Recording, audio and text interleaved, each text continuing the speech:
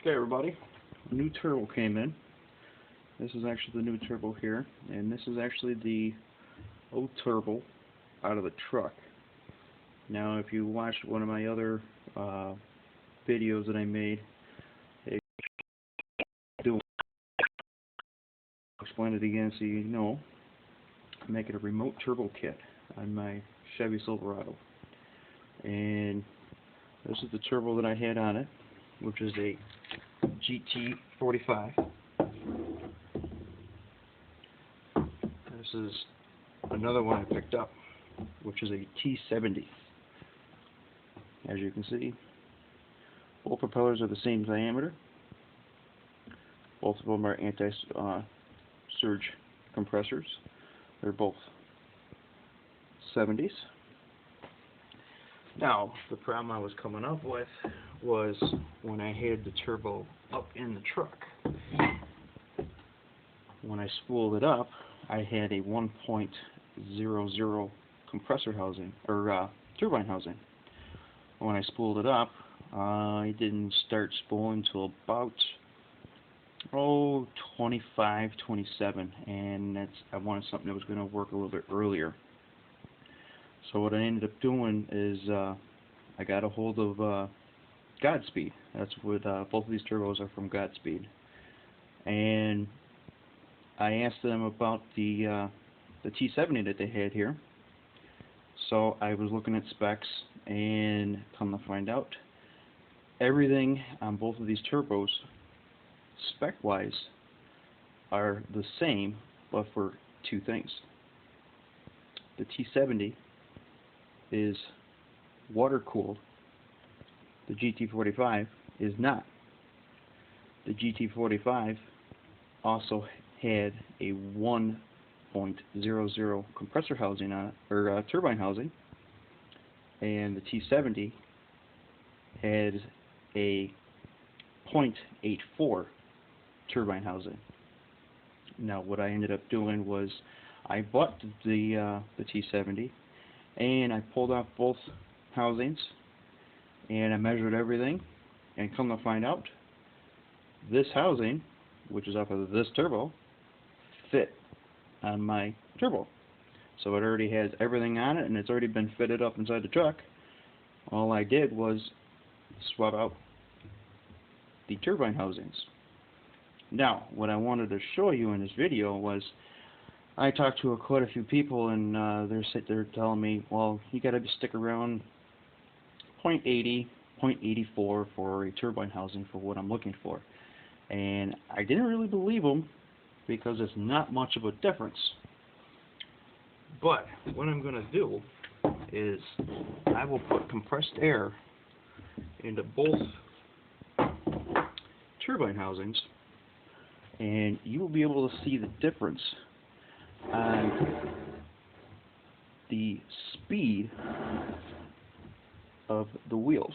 Now, what I have done is I put a little white mark here and a little white mark here, and what I'm going to do is I'm going to compress air into the turbo, and you will be able to see the difference in how quick it spools up.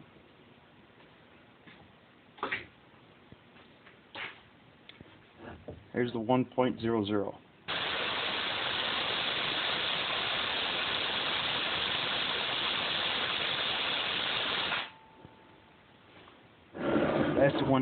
That's the housing that I had on the truck.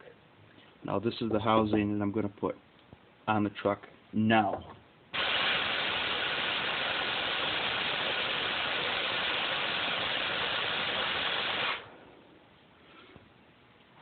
And as you can clearly see in just the video, that it does spool up quite a bit faster. The housings don't look much different. The reason why they don't look much different is the difference is right down inside here. It's actually the throat of the and it's very hard to see it, but it's the throat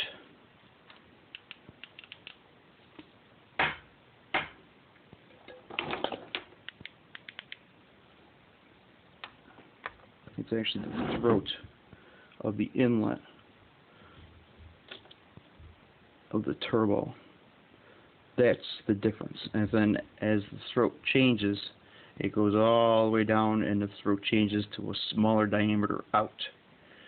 That's the difference between the ARs and the turbo housings. So, but as you see, they're both T4.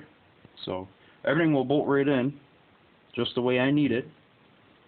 So I'm hoping here next weekend I can get it in.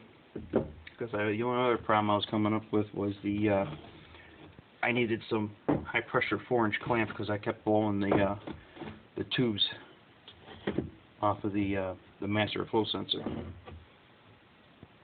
So I bought some high pressure clamps, and I'm going to try to put it all back together, and we'll tune it and see. Hopefully everything will work. So if you got any questions, feel free to send me a link of some sort or something, and I'll do my best of what I can do to help you out.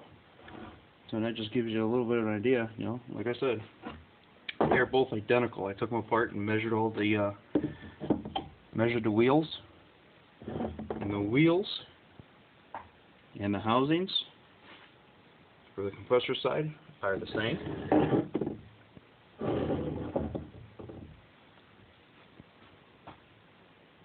But this housing here is a 1.00. This housing here is a 0.84. Both same size outlets, 3 1/4. Same size inlets, T4. This is a GT45, and this is a T70, and they're both bought from Godspeed. So, if you're looking to get one, take a look at Godspeed. Maybe they might be able to help you out. And once I get everything on and tried, I'll be making another video. Show you how I made out. Thanks a lot for watching.